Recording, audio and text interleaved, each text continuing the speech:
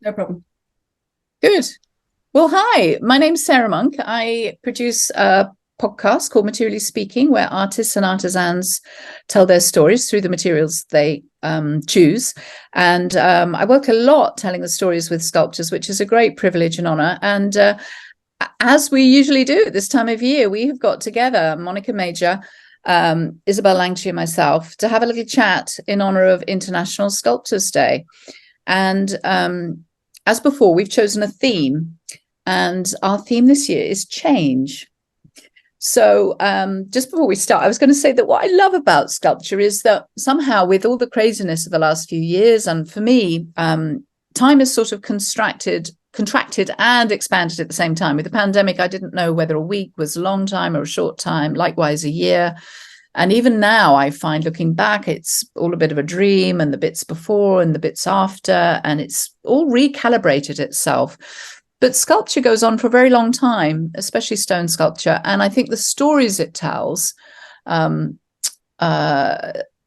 also are very old stories, very long lasting stories. So with that said, I'm going to pass the talking spoon to Monica to tell us how change is for you and what's going on for you. Yeah, thank you, Sarah, for the introduction. I'm very happy to meet again on International Sculpture Day. And I just want to add what you said about sculpture, because that was something that was in my mind about change and why I chose stone as my main material, as you know, and why stone also helps about change, because I was thinking about the difference of change and transformation.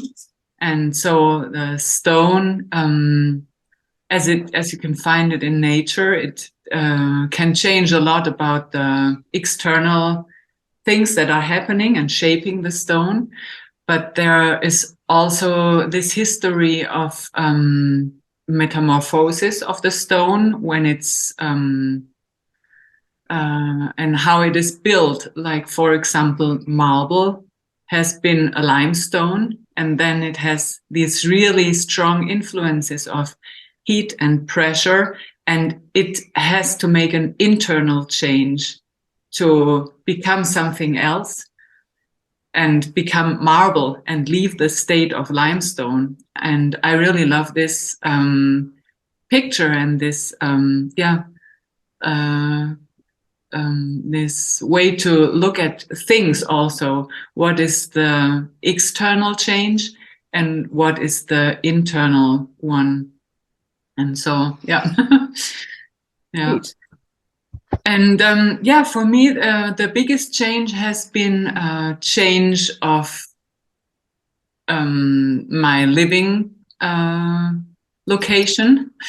And I moved into the countryside, and I didn't expect that this was such a big step, because I really love this place here. But I knew that I loved it, but I underestimated what it meant to me to be in a place where my children grew up and where I lived over 20 years. And I really thought that would be easier to do this step. And so the change was a lot about, looking at life and what it was and what it wants to be now, and really become more and more conscious about what do I want, how do I want to live, and how do I want to work. And so this is still in a process of search and transformation, and this is quite interesting. Yeah. And what I took to this place here, one of the first things I did last year in the summer was what Isabel, you put up this term of a one-woman symposium. So, and I did a big sandstone sculpture here. And there was many aspects for me that became important. It was like working by hand, what I learned in my craft, and combining this with the way of working with movement and sculpture that I developed. So that was really interesting. And I found again that I really love the big sculpture where I can lean on and that holds. Yeah. So this was interesting in this time. And yeah, and what also changed was that, I hope he doesn't need me. Oh no, it's just the garbage. The garbage truck that picks up. Sorry. Nice to be needed. Yes, it's the need. Yeah, and what was very nice in regarding my sculptures was that I had a bigger exhibition, and two of the big pieces came in a collection that will is how do you say it? It's an official. There will be an official exhibition and a permanent exhibition, and a lot of people will be able to see them. And this is what I really love about having sculpture in public, because it can make a change and affect a lot of people that, will see them and encounter them in the space. So yeah, I think this will change my way and really see where it's going and what the next project will be. But I will keep the focus on also on the bigger pieces and develop them from little to big. Yeah. Fantastic. Yeah. How about you, Isabel? What's going on for you? Well, I think the theme of change is brilliant. So when we look at our historic sculptors and artists, and for example Picasso, when Picasso in 1909 went on a trip to the ancient village of Horta, it completely and utterly changed the way that he looked at the world and the way that he interpreted the world through his work.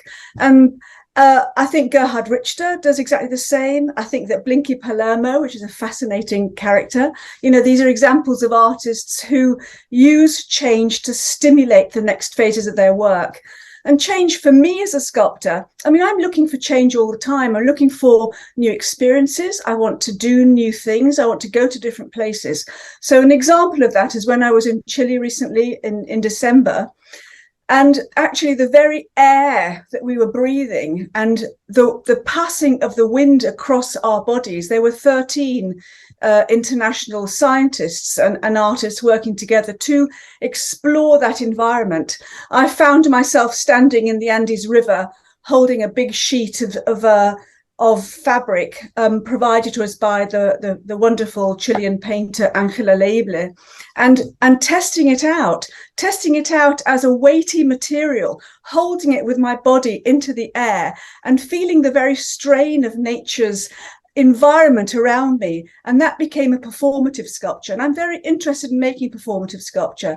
When Monica made her one woman symposium, which I called, and I then copied you, Monica, because when I went to Spain that summer, always on my own, we are always sort of on our own when we're making, and in a sense, every participation, every effort that you do when working with the material, you are always on your own. So I found myself on a beach in Spain and with lots of debris, from nature. And I put it together in my one woman symposium, inspired by Monica's one woman symposium, except I had my dog with me, Monica, which was an added delight. So changing for me is important as a sculptor. So as I say, I'm looking for new experiences to learn new ways of doing things all the time, not just in sculpture.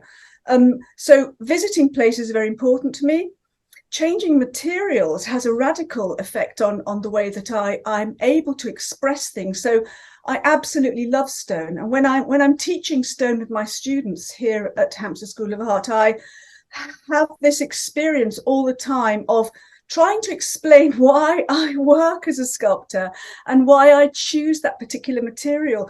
And there's nothing like vocalizing, having to verbalize what the internal workings of your body and your mind are to really crystallize in yourself, what it is you're trying to achieve. So that interaction as well, that daily change of working with students or working in my studio or working with other artists and scientists is something that drives change in me all the time. So I have very recently, when I came back from Chile, in Chile, I also made a large steel sculpture, and that was a great material. But that steel sculpture inspired a series of ceramic pieces, which I'm working on at the moment. And they're behind me. You can see a little bit of them underneath this wonderful Alan Gauck abstract painting. And I have to say, actually, these Alan Gauck paintings that I live with here in the office at the art school have inspired the colours of the sculpture. So colour is not something that I often work with in sculpture, but in this particular case, it seemed very relevant, to utilize the history of ceramics and glazing, and that everything, the richness that can bring to my work. So they are much smaller than I would like, and they are being transcribed, into metal in the future, and hopefully to show them, and which is really unusual for me because I am not a gallery artist. But again, that will be a new experience. So I'm looking for stuff all the time. So as I say, change drives new work. Visiting new places and having new experience stimulates change in my work. So the variety of materials I work with is very vast. And I have another project going on in my studio at the moment, which is about mosaic, and that's in development. So I'm also working simultaneously right across materials all the time. But going back to what you're saying, Sarah, I absolutely long to work with stone. And most of the time, for the reasons that Monica is explaining, it's very historic transformation for me. I find that is something I want to grapple with, and there are many ways of working with stone. Some people want to dominate the stone. Some people want to have a conversation with the stone. And actually, I would like to do both of those things. Fantastic. Gosh, well, my changes is a little bit like Monica. I'm mainly moving location, spending much more time in Italy. Like many people, I was unwell with COVID. I also had some other medical complications, which left me really quite tired. And I came out of that thinking, gosh, everything's finite. Resources are finite. I'm not going to live forever. And I don't have the energy that I had when I was 10, 20 years younger. And I really need to, dig deep and think, what do I want to do? And the good news is largely what I'm already doing. So for me, I think the change is that I've recognized that it's not so much the art that drives me to make my podcast, but it's the stories of the people who make the art and the materials. So I'm slightly moving towards focusing on where materials are sustainable or new materials that's of interest, and also to artisans. So we still do a series not always in Pietrasanta, but often in Pietrasanta with the sculptors here, and then have started working with artisans working in different materials, creating different things, because I just love the opportunity to let people tell their stories. And just a couple that we've done since we met last year. We did a fabulous program with On Form sculpture exhibition in Oxfordshire, and that was a real treat. Big characters there, both with the curators and director Rosie, and with the artists that show there. So that was a really nice program. And then a very special one, which I was working on for quite a long time, which was Nilda Comas, who's a Puerto Rican American sculptor who carved the first state-sponsored African-American sculpture to go into Washington, into the Capitol's National Statuary Hall. So that's, I suppose, goes back to what I was saying about stone, the stories and the memorialization and the honoring of big stories is so special in stone. And then another, actually more recent one, just came out a couple of weeks ago, studio head here and in himself, in his own right, a wonderful artist and artisan, Nicola Stagetti. He told the story alongside the Indian client, if you like, of the making of a modern day saint called Prameshwar the Infinite. And that is, as I said, it's a saint. To go to India, 50 kilometers from the Taj Mahal, and it will go into a temple. So this whole idea of spirituality containing thoughts, ideas, ideology, managing to imbue stone with that, and why the people wanted it done and how the artist makes it happen was really great. And then another very wonderful opportunity, which we were very, very grateful for, was the time that Helene Blumenfeld spent with us, giving her life story, basically, because she talked about how from sort of, she was tidying up her studio, because not all artists, talking about change, not everybody wants the stuff that didn't really work out left, for other people to do what they want with. So she thought, do you know what, I should probably have a tidy up. So we chose that moment, she and I, to talk about her life, and it was a wonderful thing. This week we did the story of Ron Melman, Brooklyn-born sculptor who works in this area in every material, not just in stone. A big character. And I think that's really all I have to share, except that I think change is, we were talking earlier, change is a wonderful, positive, exciting thing, even when it's a little frightening. And certainly I'm in a slightly new environment, living out of boxes, living in one flat, hoping to go to another, not in a totally unknown environment, but it's a new way of living and slightly new artistic direction, and still a little tired. So just having to recalibrate that not every day is sequentially as many as, productive as it used to be.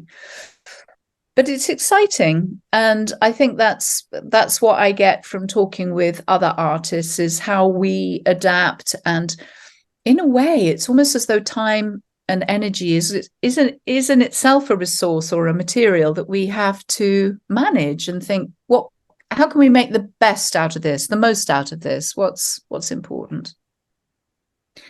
So what else can we share with this fabulous? We were both saying how we really enjoy International Sculptors Day, because it's such a great resource, and it allows everybody to feed off each other's inspiration and share ideas, learn from each other, not work on our own as we so often do.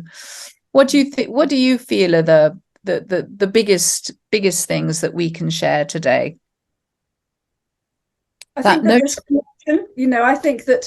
think that what we have with International Sculpture Day, which is so wonderful, is that we have a great connection. We're having a connection with international sculptors, other artists who are interested in our field, and students, learners, collectors, people who love art and who value what we do and take interest in it. That's what I love about this event.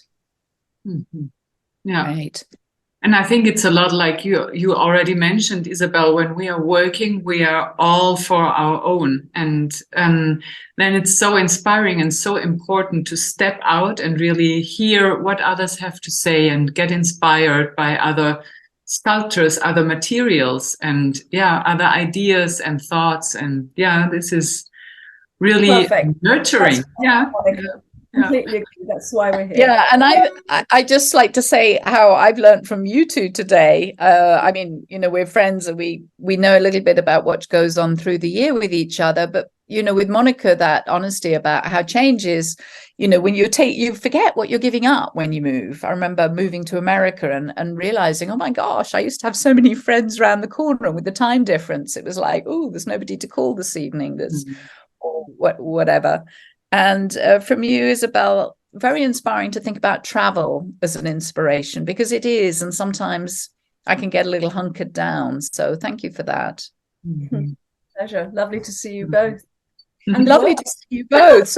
So we anybody can check up on the work I do on Instagram at Materially Speaking Podcast is my tag. How about you guys? Yes, I'm Isabel H. Langtree. On Instagram, it's the best way. And I am Monica Major Sculpture on Instagram. Yeah. Lovely. Well, thank you all, and thanks, and wishing everybody a very happy International Sculptures Day and productivity and fulfillment ahead. Thank you. Beautiful. Thank you. Bye-bye. Bye-bye.